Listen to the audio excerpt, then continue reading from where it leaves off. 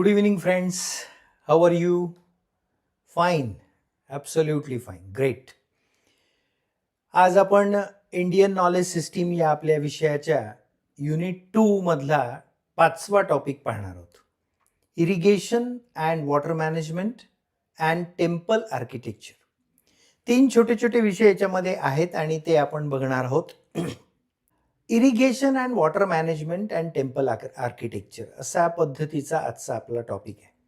या संपूर्ण Indian knowledge सिस्टीमच्या या प्रवासामध्ये आपण हे बघतो आहे की आपल्या जीवनाशी निगडित असणाऱ्या आणि मानवी सभ्यतेमध्ये आवश्यक असलेल्या अनेक गोष्टींबद्दल आपल्या पूर्वजांनी इंडियन नॉलेज सिस्टीमच्या माध्यमातून आपल्याला हे ज्ञान मिळतं की आपल्या पूर्वजांनी अनेक बाबतीत आपलं मत व्यक्त केलेलं आहे.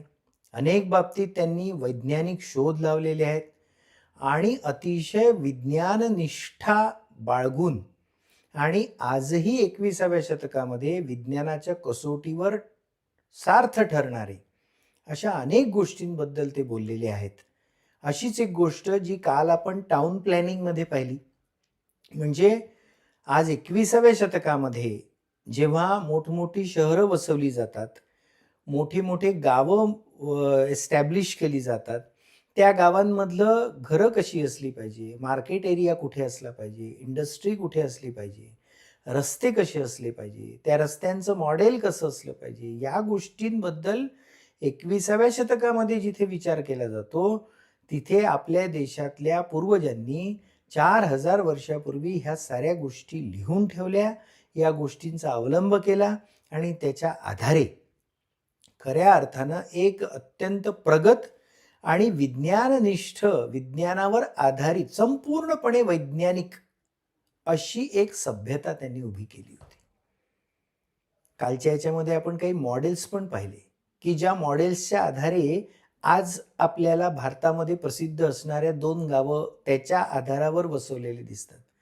एक है हमारा चंडीगढ़ और दूसरा है जयपुर, जिनका बेसिस जो है वो हमारे प्राचीन सभ्यता में जो मॉडल्स दिए गए वो है. तो इतना प्रगत और प्रगतिशील विचार करने वाले हमारे पूर्वज थे. उसी कड़ी में आज हम देखेंगे इरिगेशन, वाटर मैनेजमेंट और टेम्पल आर्किटेक्चर. इरिगेशन, जहाँ पर खेती को पानी दिया जाता है, खेती को अच्छे से पानी पहुंचता है और फिर खेती उपजाऊ बनती है, अच्छी फसल आती है, इसलिए इरिगेशन बहुत ज़रूरी होता है. और दूसरा है वाटर मैनेजमेंट. आज हम देखते हैं, कल मैंने इसके बारे में थोड़ी सी चर्चा की थी. आज भी इतने साल हो गए, हम इतने प्रगतिशील या प्रगति पथ पर है ऐसा बोलते हैं, हम डेवलप्ड होने वाले कंट्रीज है ऐसा बोलते हैं, साइंस का इतना विकास हो गया, फिर भी अभी तक हम प्रॉपर वाटर मैनेजमेंट नहीं कर पाए. उसका कल मैंने आपको उदाहरण दिया था कि इतनी ज़्यादा बारिश होने के बाद में भी, इतनी बड़ी बाढ़ आकर कई लोगों की जान जाने के बाद में भी हमें धूपकाले में सूखे का सामना करना पड़ता है. हे किती कॉन्ट्रॅडिक्टरी आहे, किती विरोधाभास आहे की एका बाजूनं इतकं प्रचंड पाऊस पडतो, मोठ्या पूर येतात, गावची गावं पाण्याखाली जातात आणि त्याच्यामुळे लोकांचे मृत्यू होतात. त्याच ठिकाणी उन्हाळ्यामध्ये मात्र प्यायला एक थेंब पाणी राहत नाही. याचा अर्थ काय? याचा अर्थ असा आहे की आपण प्रॉपर वॉटर मॅनेजमेंट केलेलं नाही. अजूनही पाणी साचवण्याची, साठवून ठेवण्याच्या व्यवस्था तुमच्या माझ्याकडे उपलब्ध नाही. त्या काळामध्ये मात्र हे केलं जात होतं. त्या काळामध्ये मात्र त्याची बारकाईनं चौकशी केली जायची, बारकाईनं ते सगळं मेंटेन करावं लागायचं. आणि काल आपण कौटिल्यानं लिहिलेल्या अर्थशास्त्रामध्ये असं पाहिलं कि घर बांधत असताना जी नियमावली असायची, वो जो रूल्स थे घर बांधते वक्त आपको फॉलो करने हैं, आपको चारों साइड से जगह छोड़नी है, आपको रेन वाटर हार्वेस्टिंग करना ही है, आपके घर का ड्रेनेज जो है वो मेन ड्रेनेज लाइन को कनेक्टेड होना ही चाहिए, आपके घर में सैनिटरी व्यवस्था होनी चाहिए. इन सारी चीज़ों का पालन अगर नहीं होता था तो उसके लिए कौटिल्य के अर्थशास्त्र में पनिशमेंट तय की गई थी. इतना प्रगत और इतना ज़बरदस्त विचार हमारे पूर्वजों ने करके रखा था। उसी आधार पर हम वाटर मैनेजमेंट और इरिगेशन देखेंगे और उसके बाद में फिर एक छोटा सा चैप्टर जो है वो है टेम्पल आर्किटेक्चर। हमारे देश में जो कई बड़े बड़े मंदिर हैं उनका जो कंस्ट्रक्शन किया गया है उसकी जो विशेषताएं हैं, भारतातले मंदिर हे जगभरात प्रसिद्ध आहे, कारण प्रचंड आणि अति भव्य मंदिरं बांधलेले आहेत. त्याची एक विशिष्ट रचना आहे आणि त्या रचनेच्या आधारावर ते सगळे मंदिरं बांधले गेलेले आहेत. त्याचा एक स्वतंत्र भाग आहे, त्याचं एक स्वतंत्र महत्व आहे. ओके, ते आपण समजून घेऊ. आपण इरिगेशन आणि वॉटर मॅनेजमेंट पासून आता सुरुवात करू. Hydrology and water management systems are crucial for any agrarian economy. शेतीच्या आधारावर चालणारी जी अर्थव्यवस्था आहे जी भारताची आहे. भारताचा मुख्य व्यवसाय काय है? शेती. यहाँ का सबसे इम्पॉर्टेंट जो काम है लोगों का वो क्या है? खेती करना. और इसलिए किसान हमारे सारे पूरे के पूरे फैब्रिक में सेंटर में रहता है. कोई भी सरकार हो किसानों के बारे में चर्चा किए बगैर रहते नहीं है, क्योंकि किसान हमारे देश की जान है. किसान हमारे देश के पूरे सिस्टम का सेंटर पार्ट है. उसे अन्नदाता भी कहते हैं. हम किसानों को अन्नदाता कहते हैं, सही मायने में वो अन्नदाता है. तो ऐसे किसानों ने जो खेती की है उसके आधार पर जो इकोनॉमी है, उस इकोनॉमी के लिए हाइड्रोलॉजी का मतलब पानी का अभ्यास, पानी वितरण का अभ्यास, और वाटर मैनेजमेंट ये बहुत ही क्रूशल होता है, बहुत ही इंपॉर्टेंट होता है, क्योंकि पानी के बगैर खेती को कोई महत्व नहीं है. तो इसलिए ये बहुत इंपॉर्टेंट होता है. Archaeological excavations demonstrated the skill of ancients in this regard. ये जो एक्सकेवेशन हुए, उत्खनन जे झालं, त्या उत्खननामध्ये जे गावं सापडले, मोहेंजोदरो, हराप्पा, ढोलावीरा, हे सगळे जे गावं सापडले हे त्या जुन्या सभ्यतेचे गावं होते, त्या संस्कृतीमधले गावं होते, सिंधू संस्कृतीमधले गावं होते. त्या एक्सकेवेशनमध्ये आपल्या असं लक्षात येतं की त्या काळामध्ये त्यांच्या गावामध्ये त्या सगळ्या लोकांना हे स्किल माहिती होतं, हायड्रोलॉजी आणि वॉटर मॅनेजमेंटचं स्किल त्यांना माहिती होतं. आणि म्हणून सोफिस्टिकेटेड वॉटर मॅनेजमेंट सिस्टीम आहे ढोलावीरा. ढोलावीरा जे गाव सापडलं त्या गावामध्ये सोफिस्टिकेटेड वॉटर मॅनेजमेंट सिस्टीम अस्तित्वात होती. 16 लार्ज रिझर्वॉयर, 16 तलाव होते त्या ठिकाणी त्यांनी तयार केलेले, 7 मीटर खोल आणि 79 मीटर्स लॉंग अशा पद्धतीचे 16 पॉन्ड्स किंवा 16 रिझर्वॉयर, त्याला आपण रिझर्वॉयर म्हणजे पाणी साठवण्याची व्यवस्था, एवढे मोठे तलाव त्यांनी बांधून ठेवले होते. विथ सम आर इंटरकनेक्टेड, काही त्यातले इंटरकनेक्टेड होते, आतून कनेक्टेड होते. असे 16 तलाव त्यांनी बांधलेले होते ज्याच्यामध्ये पाणी साठवलं जायचं. पाऊस आला की त्याच्यात पाणी साठवलं जायचं आणि मग उन्हाळ्याच्या दिवसामध्ये ते पाणी वापरलं जायचं. अशा पद्धतीची हायड्रोलॉजी किंवा वॉटर मॅनेजमेंट सिस्टीम धोलावीरा या ठिकाणी सापडली. म्हणजे त्यांचा किती मोठा विचार होता. आज आपल्याकडे पाऊस आल्यानंतर हजारो गॅलन पाणी वाहून जातं, तुम्ही आम्ही रोखू शकत नाही, थांबवून ठेवू शकत नाही. तुमच्या माझ्याकडे धरणं आहेत, पण ते धरणं उपसले जात नाहीत. त्या धरणामध्ये गाळ तयार झालेला आहे आणि त्यामुळे पाणी जास्त साचतच नाही, त्यामुळे धरणाचे गेट उघडावे लागतात. वॉटर मॅनेजमेंट पण फक्त धरणावर अवलंबून नाही राहत, गावामध्ये तलाव असावे लागतात. काही गावांमध्ये आपल्याकडे आहेत, पण ढोलावीरासारखं 4000 वर्षापूर्वी अस्तित्वात असणारं गाव, अशा पद्धतीची रिझर्वॉयर तिथे होते. 10% ऑफ सिटी एरिया, शहरच होतं ते, it was a city, but 10% of that city was occupied by water.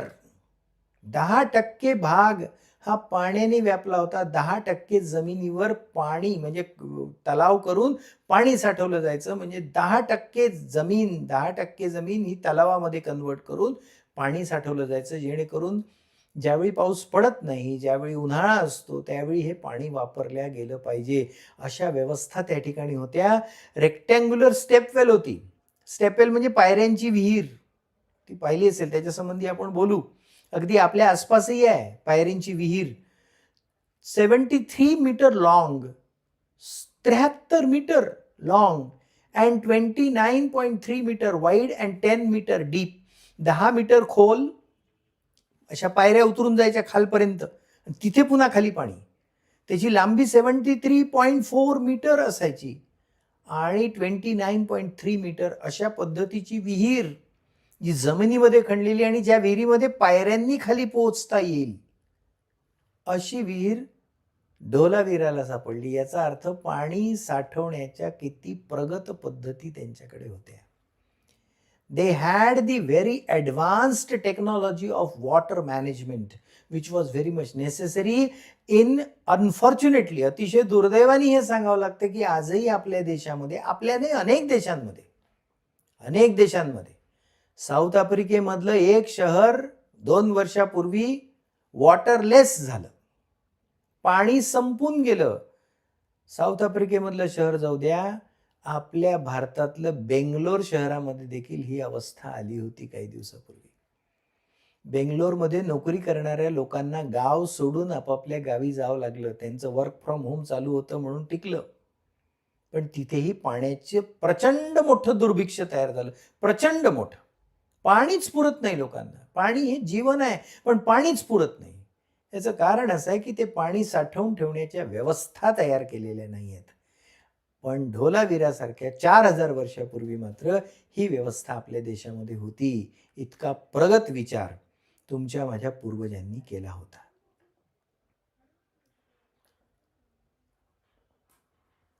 Ancient irrigation system at Sanchi established between 300 to 200. 300 ते 200 या कालावधीमध्ये एन्शंट इंडियामधली सांची इथे एन्शंट इरिगेशन सिस्टीम आपल्याला दिसते. चंद्रगुप्त मौर्यनी सुदर्शन डॅम गुजरात गिरनार मध्ये जुनागड मध्ये बांधला होता. चंद्रगुप्त मौर्यनी, मौर्य कालावधी किती जुना आहे, बीसी मधला, ख्रिस्तपूर्व काळामध्ये चंद्रगुप्त मौर्यानी डॅम तयार केला होता जो गिरनार जुनागड मध्ये आहे. एक कॅनल सापडला आपल्याला. हे सगळे एक्झाम्पल्स आहेत आपले. आणि प्रश्न आपल्याला कसा येणार आहे की describe the irrigation system and water management system in ancient India with examples.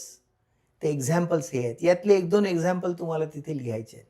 A canal was found at कुम्हार, ancient site of Pataliputra. Pataliputra जे मगध साम्राज्याचं राजधानीचं गाव होतं बिहारमध्ये, पाटलीपुत्र. तिथे 45 foot broad, 10 feet deep and 450 feet long असा एक कॅनल सापडला मोठा, ज्या कॅनलमधून पाणी वाहून नेलं जायचं एका ठिकाणाहून दुसऱ्या ठिकाणी. हा पाटलीपुत्रच्या साईटवर सापडला. हे सगळे एक्झाम्पल्स आहेत, हे सगळे उदाहरणं आहेत की ज्याच्या आधारे आपण इरिगेशन सिस्टीम आणि वॉटर मॅनेजमेंट सिस्टीम किती पॉवरफुल होती हे सांगू शकतो. Mauryans developed a sophisticated concept of rain water harvesting. पावसाचं पाणी साठवण्याची सिस्टीम त्यांनी तयार केली होती. And irrigation management known as ahar pyne system. Ahar pyne system नावाची एक सिस्टीम त्यांनी एस्टॅब्लिश केली होती. मौर्यांनी, मौर्य कालावधी, ख्रिस्तपूर्व काल, त्यांनी ती सिस्टीम इव्हॉल्व केली होती. आणि त्या सिस्टीमचं महत्व मी तुम्हाला सांगतो, इतकी जबरदस्त सिस्टीम होती. आपण ती समजून घेऊयात. अहर पाईन सिस्टीम जी बिहारमध्ये, मौर्यकाल बिहारमध्ये त्यांनी ती एस्टॅब्लिश केली होती. काय होती ती? The pynes are constructed channels to utilize the river flowing through hilly region. जिथे पहाड आहेत ना, त्या पहाडामध्ये ज्या नद्या आहेत त्या नद्या अतिशय वेगाने वाहतात. पहाड़ों में जो नदियां होती है ना वो बहुत तेजी से बहती है और वो पानी जो पहाड़ के ऊपर गिरता है वो नदियों के माध्यम से समुद्र को जाके मिलता है या फिर मेन नदी में जाके मिलता है, लेकिन उनकी स्पीड बहुत ज्यादा होती है और इसलिए वो पानी झर से आता है और नीचे चला जाता है. तो इस पानी को रोकने के लिए पाइन्स यानी कंस्ट्रक्टेड चैनल्स तैयार किए गए, कैनल्स तैयार किए गए. वो चैनल थे और उस चैनल्स में वो पानी जमा होता था पहले. यानी नदी, पहाड़ के ऊपर जो पानी गिरता था वो नदी में आता था, पहाड़ों से ऊपर नीचे आने वाली जो नदी है उसमें आता था, और फिर उसको लगकर चैनल्स बनाए गए थे जिसमें पानी जमा होता था. और जमा होने के बाद में फिर ओवरफ्लो हुआ कि वो निकल जाता था, लेकिन उसमें पानी जमा रहता था. देखिए कितनी सोच थी उनकी, क्योंकि पहाड़ों पे सबसे ज्यादा पानी गिरता है, बारिश पहाड़ों पे ज्यादा होती है, लेकिन वो बारिश का पानी झर से नीचे निकल जाता है, वहां रुकता ही नहीं है. तो वो रोकने के लिए, वो रुकना चाहिए, इसके लिए वहां पर ऐसे ये पाइन्स बनाते थे ओके, इसका महत्व देखिए कितना जबरदस्त है। Ahars are the catchments with embankment to store rain water and water release from pyne. अब ये पाइन से पाणी छोड़ा जाता था, गेट थे उसको. धरणाला जसे गेट असतात ना, तसे पाईनला गेट असायचे. ते गेट उघडले जायचे आणि मग ते पाणी खाली यायचं. ते आल्यानंतर वाहून नाही जायचं. ते जमा करण्यासाठी पुन्हा पन्हाळ्यासारखे विशिष्ट सिस्टीम तयार केली होती. जसं आपल्याकडे रेन वॉटर हार्वेस्टिंग जे केलं जातं, त्याच्यासाठी आपण असं ते टिनाचं पन्हाळी लावतो किंवा आउटलेट जे आहे आपल्या गच्चीचं, ते पूर्ण आपण पाईपनी आणून जमिनीमध्ये टाकतो आणि जमिनीमध्ये पाणी मुरवतो. त्याला रेन वॉटर हार्वेस्टिंग असं म्हणतात. Because gallons of water is being flowed. कितीतरी प्रचंड पाणी हे पावसाचं जे जमा होतं, आपल्या छतांवर जमा होतं, घरांवर जमा होतं, ते वाहून जातं. नवीन सिस्टीम मध्ये प्रत्येक नवीन घर जे बांधलं जातं त्या ठिकाणी रेन वॉटर हार्वेस्टिंग मॅन्डेटरी केलेलं आहे. पण माझ्या मित्रमैत्रिणींनो, भावा बहिणींनो, जुने जे आपले घर आहे ना, तिथेही ते केलं पाहिजे. हजारो गॅलन प्युअर वॉटर आपण वाया घालवतोय. ते जमिनीत जातच नाही, जमिनीच्या आतमध्ये जातच नाही. आपल्या वॉटर लेवल वाढतील कशा? आपल्या बोरिंगला पाणी कसं येईल? आपल्या विहिरीला पाणी कसं येईल? जर आपण वाहणारं पावसाचं पाणी वाहून दिलं तर काहीच होत नाही. प्रचंड पाऊस पडतो, मग तर नाल्यामध्ये जातं, तिथून नदीमध्ये जातं आणि तिथून मग पुढे पुढे वाहत वाहत शेवटी समुद्राला मिळून जातं. खाऱ्या पाण्याच्या प्रचंड मोठ्या महासागराला गोड पाणी जाऊन मिळून जातं. आपण ते वाचवत नाही. आपण फक्त धरणांवर अवलंबून. धरण असेल तर अरे, पण आपल्याला करता येतं ना. आपल्या घरामध्ये किती खर्च येतो त्याचा? एका जुन्या घराला देखील रेन वॉटर हार्वेस्टिंग करायचं असेल तर 5 ते 10,000 रुपये खर्च येतो फक्त. पण त्या 5 ते 10,000 रुपयाच्या खर्चामध्ये आपण कितीतरी मूल्यवान पाणी वाचू शकतो. लोकांचा विचार नंतर करू आपण. आपल्या घरी जे बोअरिंग आहे किंवा आपल्या घरी जी विहीर आहे, त्या विहिरीची वॉटर लेवल वाढवण्यासाठी त्याचं काम येतं. असं प्रत्येकाने जर विचार केला तर वॉटर लेवल वाढेल. जुन्या काळामध्ये त्यांनी पाईन्स तयार केले होते पहाडावरून येणाऱ्या पाण्याला रोकण्यासाठी, नदीवरून जे पाणी जातं. और दूसरी बात थी कि छतों से जो पानी गिरता है, छत के ऊपर पानी गिरने के बाद में जो नीचे आता है, उसके लिए एक पाइप लगाया जाता था या टिन का ऐसा, त्याला मराठीत पन्हाळी म्हणतात, हिंदीत काय म्हणतात माहित नाही मला, पण मराठीत त्याला पन्हाळी असं म्हणतात. ती पन्हाळी लावली जाते आणि त्याच्यातून पाणी मग जमिनीमध्ये खड्डा करून जमिनीत टाकलं जातं. अशा पद्धतीच्या व्यवस्था, त्याला अहर असं म्हणतात. अशी ही अहर पाईन सिस्टीम बिहारमध्ये त्यांनी एस्टॅब्लिश केली. ती इतकी जबरदस्त आहे की आजच्या बिहार गव्हर्नमेंटनी त्याला रिनोव्हेट केली. सिस्टीम होतीच, त्याला रिनोव्हेट केली, त्याला दुरुस्त केली आणि आता जल जीवन हरियाली या नावानी ती सिस्टीम बिहारमध्ये चालू आहे. आजपासून 4000 वर्षापूर्वी असणारी वॉटर मॅनेजमेंट सिस्टीम आज बिहार गव्हर्नमेंटनी रिनोव्हेट केली, रिजनोव्हेट केली, नव्याने त्याला निर्माण केली आणि आता जल जीवन हरियाली या नावाने बिहार गव्हर्नमेंटच्या माध्यमातून तीच योजना चालते, ज्याला अहर पाईन सिस्टीम असं म्हणतात. प्रश्न तुमच्यासाठी तयार होतो आहे. बरेच दिवस झाले मी नोट्स कशा काढायचे ते सांगितलं नाही. तुमच्या समोर ही स्लाइड आहे. Okay, describe अहर pyne system. Ahar pyne system वर्णन करा. पहाडावरून पडणारं पाणी जे नद्यांच्या माध्यमातून वेगानं खाली यायचं, ते रोखण्यासाठी तयार करण्यात आलेले चॅनल्स, तयार करण्यात आलेले चर, त्याला पाईन्स असं म्हणतात. या पाईन मधून सोडलेलं पाणी गोळा करण्यासाठी तयार केलेलं व्यवस्था, कॅचमेंट, म्हणजे ज्या ठिकाणी पाणी साठवलं जातं अशी साठवण्याची व्यवस्था, याच्यासोबतच छतावरून पडणारं पावसाचं पाणी देखील साचवण्याची व्यवस्था केली जायची. त्याला अहर असं म्हणतात. आणि म्हणून पाणी, एकतर पहाडावरून येणारं पाणी किंवा छतावरून पडणारं पाणी जमा करून ठेवण्यासाठी वापरली जाणारी सिस्टीम म्हणजे अहर पाईन सिस्टीम आहे. ही सिस्टीम सध्याच्या बिहार गव्हर्नमेंटनी आधुनिक काळामध्ये जल जीवन हरियाली या नावाने पुनरुज्जीवित केली आहे. झालं प्रश्नाचं उत्तर. मिळाले 3.5 मार्क्स तुम्हाला. नोट्स काढायच्या 1, 2, 3 मुद्द्याच्या. संपला विषय.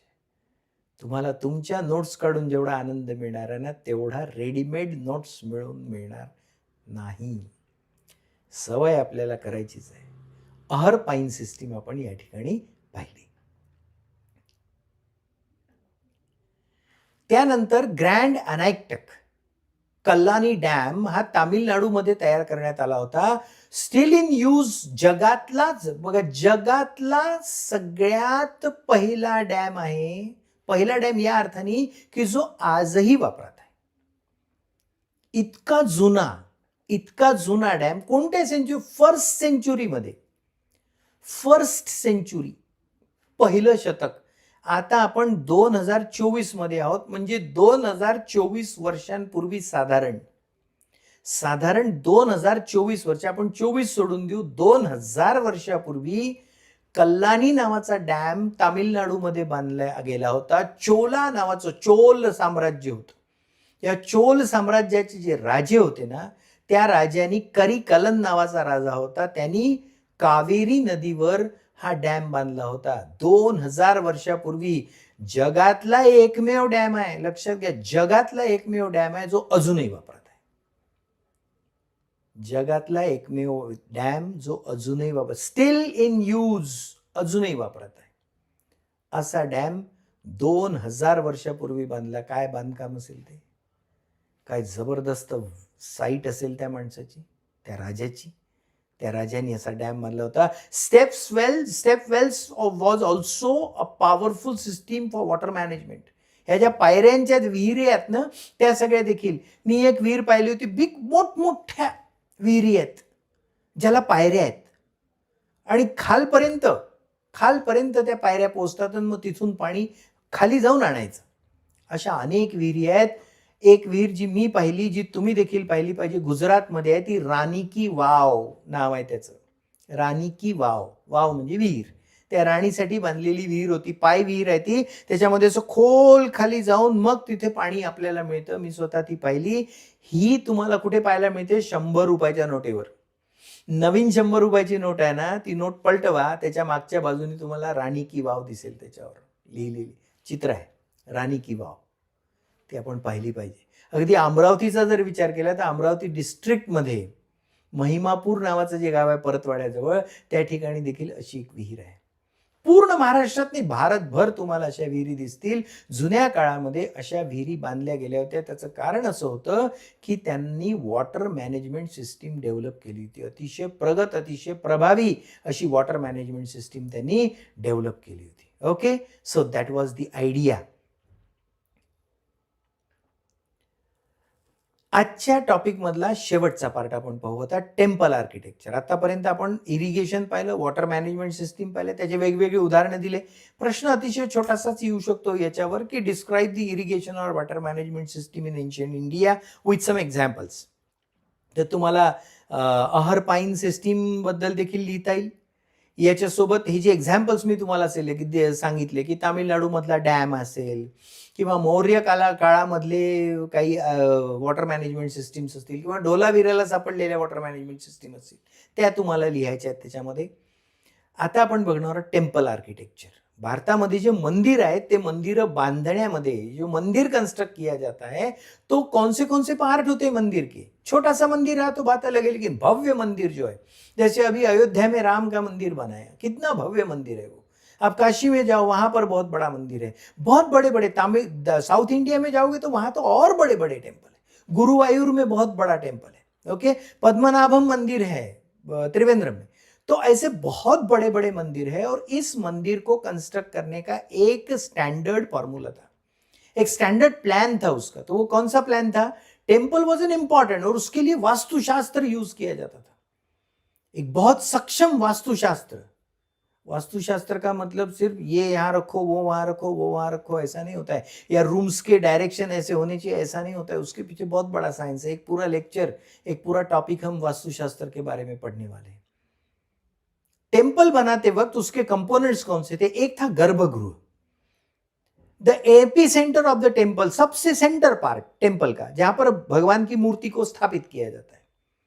मूर्ति को जहां स्थापित किया जाता है उसे गर्भगृह कहते हैं. वहां पर सबको प्रवेश नहीं होता, हर कोई वहां जा नहीं सकता है. तो भगवान की मूर्ति जहां पर स्थापित की जाती है उसे वो गर्भगृह कहा जाता है. Centre, epicentre of the whole temple, पूरे टेम्पल का सेंटर वो गर्भगृह होता है, मंडप। गर्भगृह के सामने जो है वो बहुत बड़ा मंडप होता है, पैविलियन होता है, जहां पर हजारों लोग खड़े रहते हैं, दर्शन के लिए लोग खड़े रहते हैं, तो वो होता है मंडप। अब कई मंदिरों में दो दो तीन तीन मंडप होते हैं। आपने अयोध्या में जो राम का मंदिर बना वहां पर देखा होगा कि कई सारे मंडप है वहां पर। तो एक मंडप से दूसरे मंडप में, दूसरे मंडप से तीसरे मंडप में। हम शेगांव जाते हैं गजानन महाराज के दर्शन के लिए, वहां पर भी वैसा ही है। वहां पर हालांकि नीचे जाके देखना पड़ता है, लेकिन उसके पहले लोगों को खड़े रहने के लिए जो जगह बनाई गई है वो मंडप है, उसको मंडपम कहते हैं। तो वो मंडप होते हैं जिसको पैविलियन कहते हैं। उसके बाद वाला जो है कंपोनेंट वो है प्रकारा। प्रकारा यानी ओपन स्पेस। जो अब पहला है गर्भगृह, उसके बाद में मंडप है, और उसके आजू बाजू जो ओपन स्पेस है जहां पर प्रदक्षिणा की जाती है, मंदिर को हम गोल घूमकर प्रदक्षिणा करते हैं, तो वो प्रदक्षिणा का मार्ग है, वो उसे प्रकारा कहते हैं। ये सारा का सारा मंदिर का जो सेटअप है या लेआउट है, ये भी हमें एंशिएंट इंडिया के कई सारे शहरों में मिलता है, और ये 2000-3000 साल पहले इसको तैयार किया गया, और उसके आधार पर ही उस जमाने में आज से 3000-4000 साल पहले मंदिरों का निर्माण किया जाता था। वो निर्माण करते वक्त इन सारी चीजों का ध्यान रखा जाता था। तो ये तीसरा कंपोनेंट है प्रकारा, जिसमें ओपन स्पेस है प्रदक्षिणा के लिए। फिर अधिष्ठापना, अधिष्ठाना, base platform on which the entire structure is, पूरा का पूरा मंदिर अधिष्ठान बोलते हैं जिसको। तो वो अधिष्ठान, पूरा का पूरा मंदिर जिस बेस प्लेटफॉर्म पे है ना, एक प्लेटफॉर्म होता है बहुत बड़ा, और उसके ऊपर ये पूरा का पूरा मंदिर, उसमें गर्भगृह, उसमें मंडप, उसमें प्रदक्षिणा के लिए जगह, ये सारा का सारा पूरा जो मंदिर की व्यवस्था है या मंदिर का पूरा एरिया है, वो पूरा का पूरा एरिया जिस बेस पे तैयार होता है ना, जिस बेस पे प्लेटफॉर्म पे खड़ा होता है, उसे अधिष्ठान कहते हैं।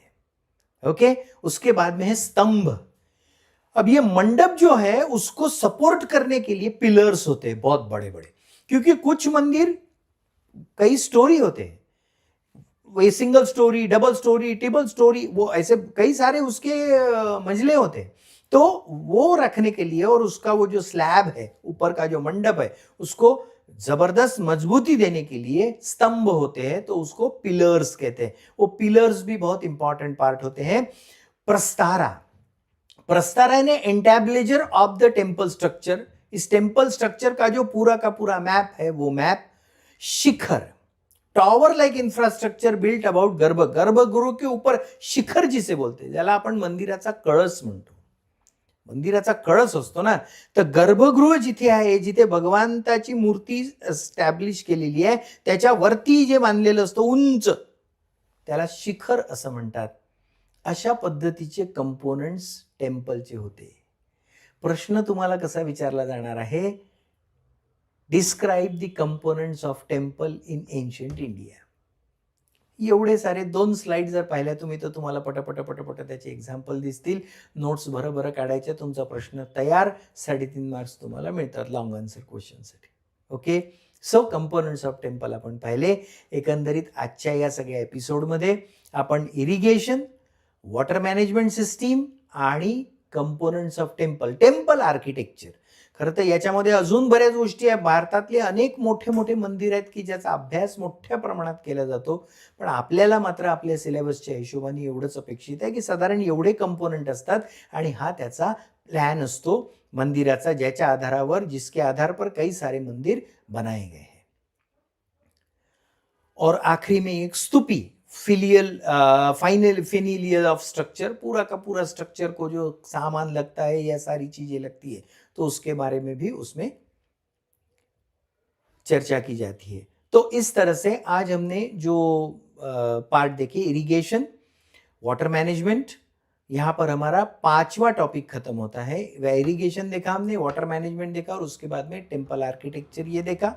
ओके, अगला जो हमारा है वो भी बहुत इंटरेस्टिंग है, वास्तुशास्त्र, द साइंस ऑफ आर्किटेक्चर।